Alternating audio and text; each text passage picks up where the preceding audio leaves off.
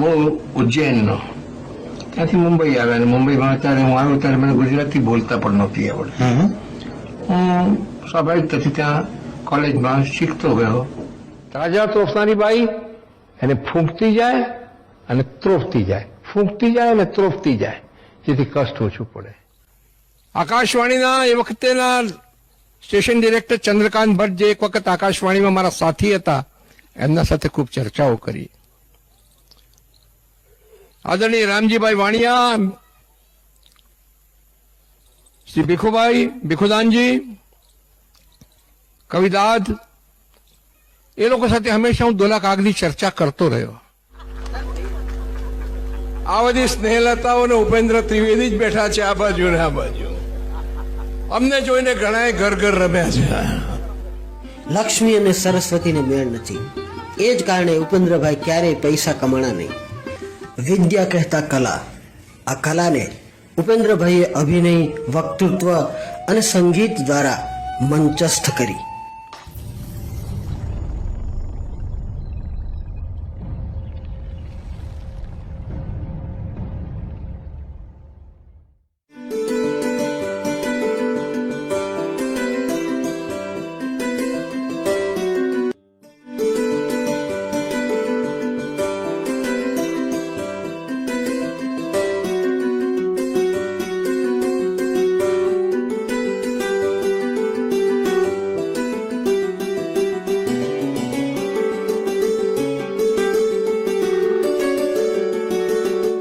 નમસ્કાર મિત્રો, વિડીયોમાં આપનું સ્વાગત છે.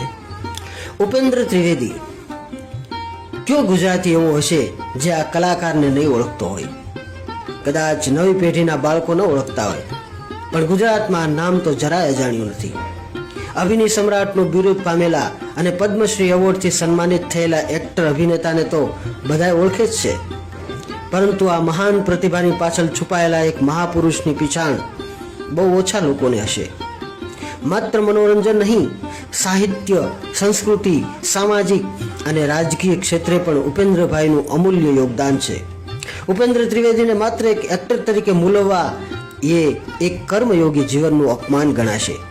કલાકાર તરીકે પણ ગુજરાતની સરકારે ઉપેન્દ્ર ત્રિવેદી નામની શખ્સિયત સાથે યોગ્ય વર્તન નથી કર્યું. જ્યારે ઉપેન્દ્રભાઈ તો એક કલાકાર હોવાની સાથોસાથ એક પ્રમાણિક રાજનેતા, ઉત્તમ વક્તા અને નિષ્ઠાવાન સમાજ સેવક પણ હતા. માનવીની ભવાઈ ફિલ્મ દ્વારા પાણી અને જીવન જરૂરી વસ્તુઓની હાડમારીની વ્યથા અને કથા એમણે માત્ર ફિલ્મી પડદે ઉતારી નહોતી, એના માટે પ્રયાસો પણ કર્યા હતા. કે એકવાર એનું ટાગોર હોલમાં નાટક હતું અને કોઈકના વિસ્તાર ધારાસભ્ય પોતે વિસ્તારમાંથી કોઈનો ફોન આવ્યો, કોઈક બેનના સિવિલમાં મોત થઈ ગયેલું લઈ આવેલા અને ટૂંકા છે.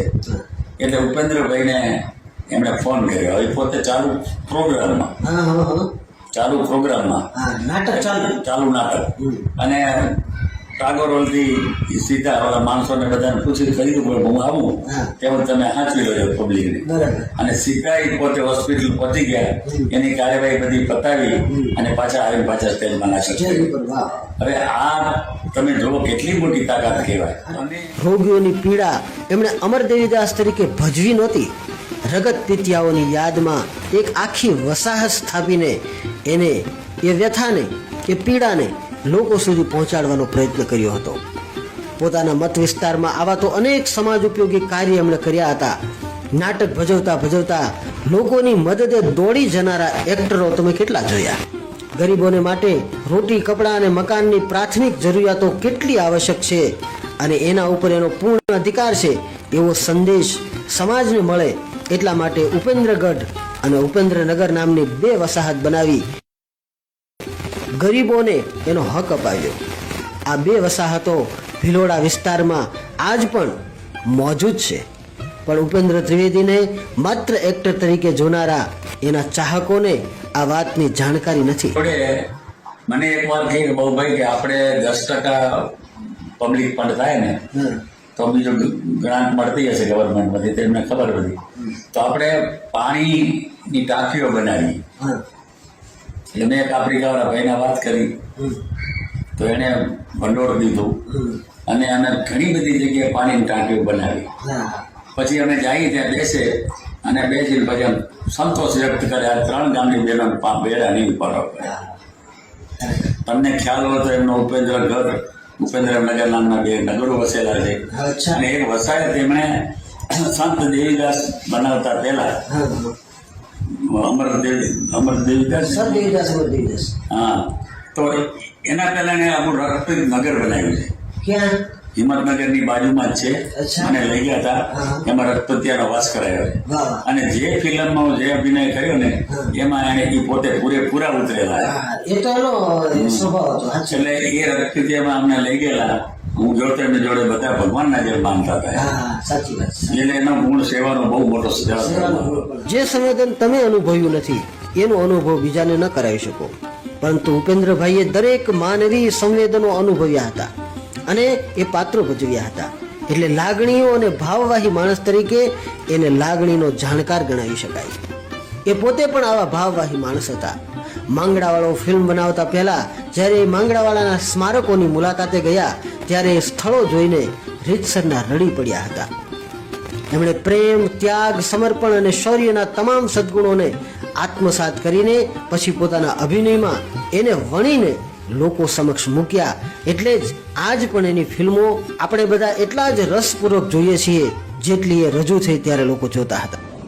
હું મૂળ ઉજ્જૈનનો, ત્યાંથી મુંબઈ આવ્યા અને મુંબઈમાં અત્યારે હું આવ્યો ત્યારે મને ગુજરાતી બોલતા પણ નહોતી આવડતી. હું સ્વાભાવિક પછી ત્યાં કોલેજમાં શીખતો ગયો અને નાટકોમાં ને બધામાં ભાગ લેતો અને આપણને પણ એ વખતે કોઈ કેરિયર તરીકે લેવાનો કોઈ શોખ નહીં. પણ જેમ જેમ આપણે તાળીઓ પડતી ગઈ ને જેમ જેમ લોકો વાહ કરતા ગયા તેમ તેમ છાતીના બટનો ખુલ્લા રાખીને આપણે બહુ ફરતા થયા અને આનંદ થયો બહુ એના અંદર.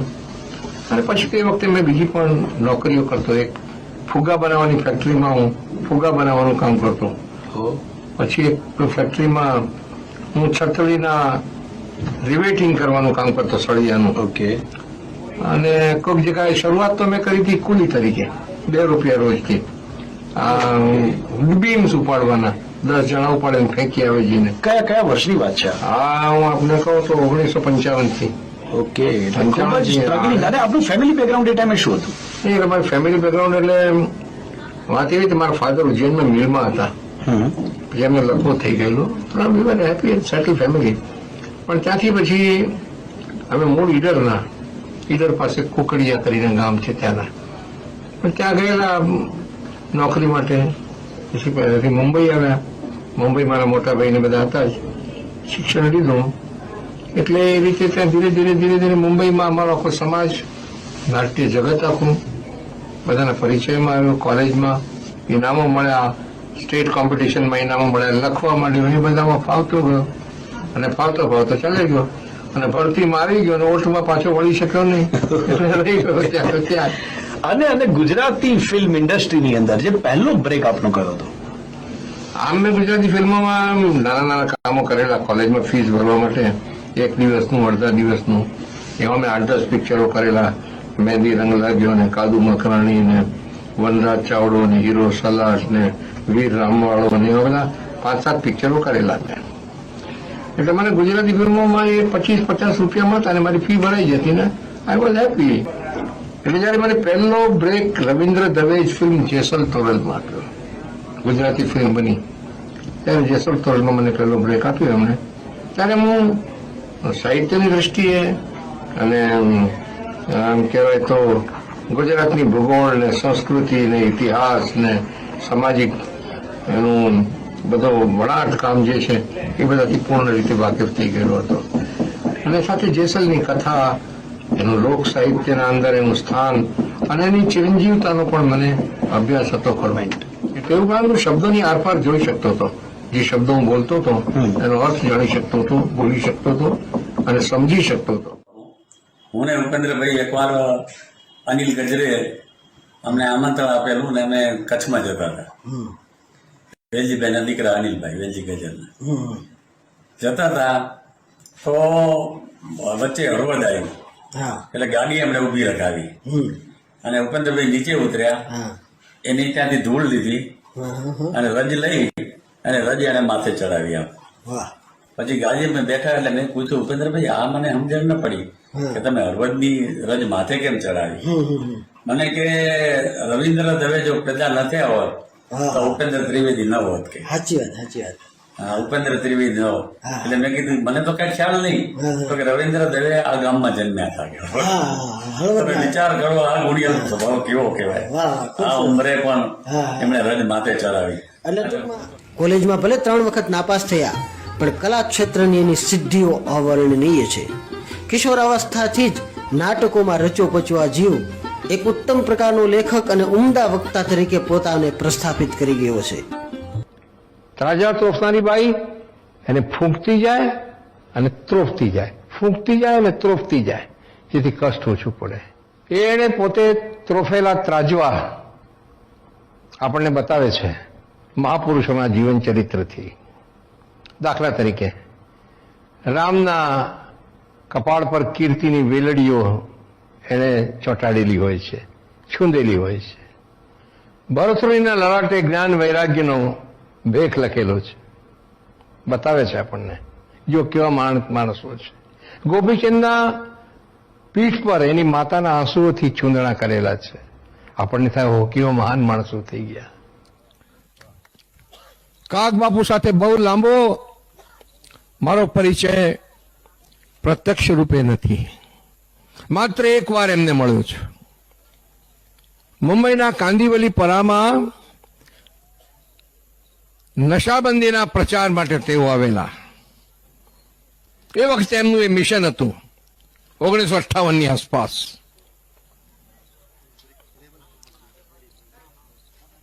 સીધા સાગના સોટા જેવો દેહ,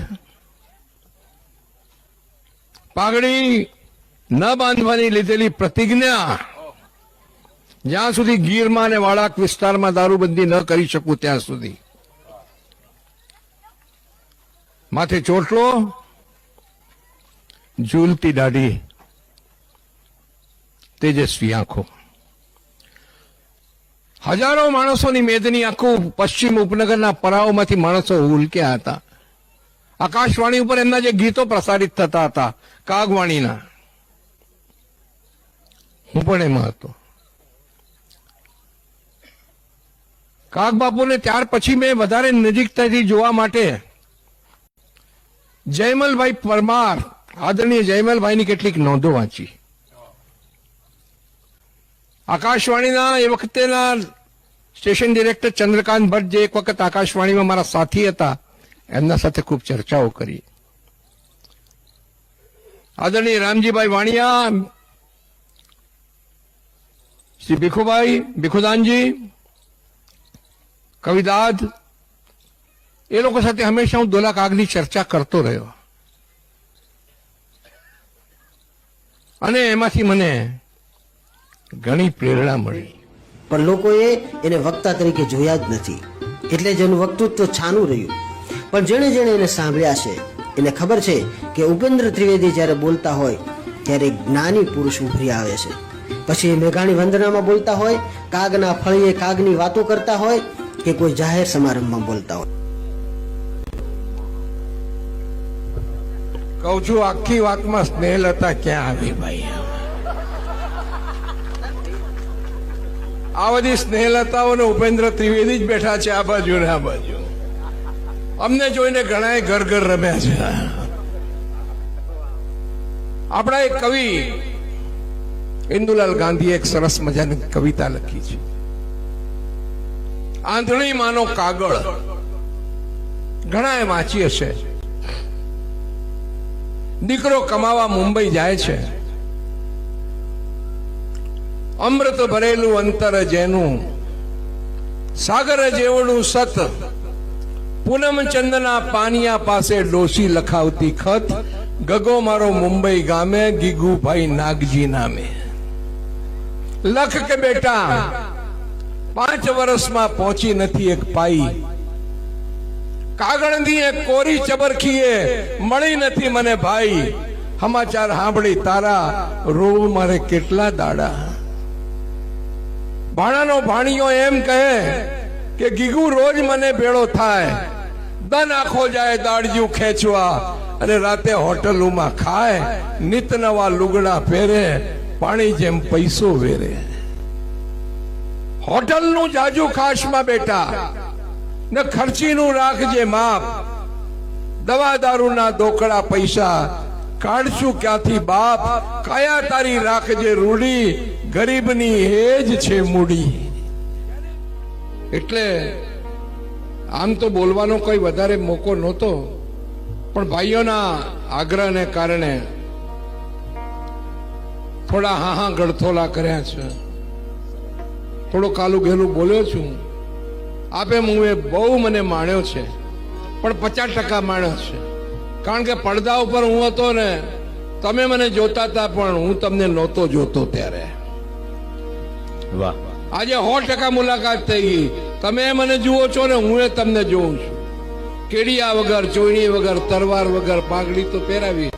હું આને કહેતો હતો કે મારા ઘરવાળાને ગુજરાતી ફિલ્મમાં કામ કરું ને કાંઈ મળે, જે કંઈ મળવા જેવું હતું એ મળતું હતું, તો કે તમે આ બધું મૂકો, ગુજરાતી ફિલ્મ કરવાનું, પાછળથી કોઈ પાઘડી નહીં બંધાવે.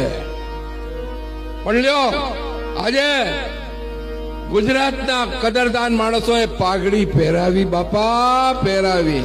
વાહ. ધન્યવાદ. લક્ષ્મી અને સરસ્વતીને મેળ નથી. એ જ કારણે ઉપેન્દ્રભાઈ ક્યારેય પૈસા કમાણા નહીં. ગુજરાતી ફિલ્મનો સુવર્ણકાળ જ્યારે ચાલતો હતો ત્યારે એમની ફિલ્મો ટિકિટ બારી ઉપર ટંકશાળ પાડતી હતી. પરંતુ એમને તો એક ફિલ્મના 5 થી 25,000 રૂપિયા જ મળતા હતા. અમુક ફિલ્મો તો માત્ર સેવા ગણીને નજીવા મહેનતાણી એમણે કરી હતી. આ કલાકાર ક્યારેય પ્રોફેશનલ ન બન્યો, કારણ કે ઉપેન્દ્ર ત્રિવેદી એક ભાવવાહી કલાકાર હતા. 1985માં હું બેલોડા મત વિસ્તારમાંથી વિધાનસભાની ચૂંટણીમાં ઉભો રહ્યો.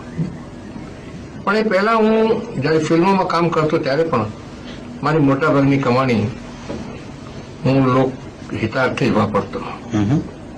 ગામડાઓમાં ક્યાંક વારીઘરો બાંધવા માટે, ક્યાંક હોસ્ટેલ્સ બાંધવા માટે, અથવા કોઈ બી રીતે ઉપયોગી થવા માટે. એ મારો એક આનંદ હતો અને તે આનંદ હંમેશા મને જીવતો રાખતો. કારણ કે કંટાળો ના આવે, કડવાશ ના આવે અને આનંદ આવે શ્રમમાંથી, એ મેં પ્રાપ્ત કર્યું હતું બહુ સફળતાપૂર્વક. એટલે 85માં જ્યારે હું વિધાનસભાની ચૂંટણીમાં ભિલોડા મત વિસ્તારમાંથી ઉભો રહ્યો ત્યારે લોકોએ બહુ સ્વાભાવિકતાથી સ્વીકાર્યું. એમ નહીં કે આ કોઈ કલાકાર આવ્યો છે ને અહીંયા આવ્યો છે ને થોડા ડાયલોગ બોલશે ને આમ તેમ કરીને પાછો મુંબઈ જતો રહેશે. સમગ્ર જીવન સાહિત્ય, કલા, સંસ્કૃતિ અને સમાજને માટે ખર્ચીને 4 જાન્યુઆરી 2015માં જ્યારે એમણે આ દુનિયામાંથી વિદાય લીધી, ત્યાર પછી આ મહાપુરુષને લગભગ ભૂલાવી દેવામાં આવ્યા. એના ચાહકોના દિલમાંથી ઉપેન્દ્ર ત્રિવેદી નામનો હિરલો બેશક ક્યારેય વિસરાવાનો નથી. પણ સરકારશ્રી કે સામાજિક સંસ્થાઓ કે ગુજરાત તરફથી જેવું થવું જોઈએ એવું આ ઋષિતુલ્ય માણસનું સન્માન ક્યારેય ન થયું. એની જગ્યાએ આપણે જોઈએ છીએ દક્ષિણના અભિનેતાઓ જેમણે અભિનયની સાથોસાથ સામાજિક સેવાઓ આપી, એના મંદિરો પણ બન્યા છે. જ્યારે આપણા ગુજરાત પાસે તો અભિનય ઉપરાંત એક ઉત્તમ વક્તા, સાહિત્યકાર, લેખક, સમાજસેવી, રાજનેતા આવી બહુમુખી પ્રતિભા હતી. છતાં ગુજરાતમાં આજે એના માટે ક્યાંય કોઈ ચોક, કોઈ માર્ગ કે કોઈ સ્મારક નથી. તમને નથી લાગતું આ એક મહાન કર્મયોગી કલાકાર સાથે અન્યાય છે? વિદ્યા કહેતા કલા, આ કલાને ઉપેન્દ્રભાઈએ અભિનય, વક્તૃત્વ અને સંગીત દ્વારા મંચસ્થ કરી. કલાના ઉપાસક પાસે હંમેશા લક્ષ્મીનો અભાવ હોય છે, પરંતુ શ્રીની મૂડી એના કૌશલ્યનો શણગાર બને છે. વક્તૃત્વ, અભિનય, સાહિત્ય અને સમાજ સેવા તથા પરપીડનની ભાવનાને વાપરીને આ મહાત્મા જેવા માણસે જીવન ખર્ચી નાખ્યું. તો કમસે કમ એના ગયા પછી એમના પ્રત્યે કૃતજ્ઞતા વ્યક્ત કરવા ગુજરાતની જનતાએ જે કરવું જોઈએ એ નથી કર્યું. કેમ કે હું પણ એક ગુજરાતી છું અને હું કહું તો હરી ડૂબાય, પરંતુ મારી તો આર્થિક સ્થિતિ એવી નથી કે એમના નામે કોઈ સ્મારક ઊભું કરી શકું. પણ મારી પાસે જે છે એ અંતઃકરણના ભાવો પ્રગટ કરીને આ વિડીયો બનાવ્યો છે અને એમાં ઉપેન્દ્રભાઈ તરફના તમારા ભાવો જોડીને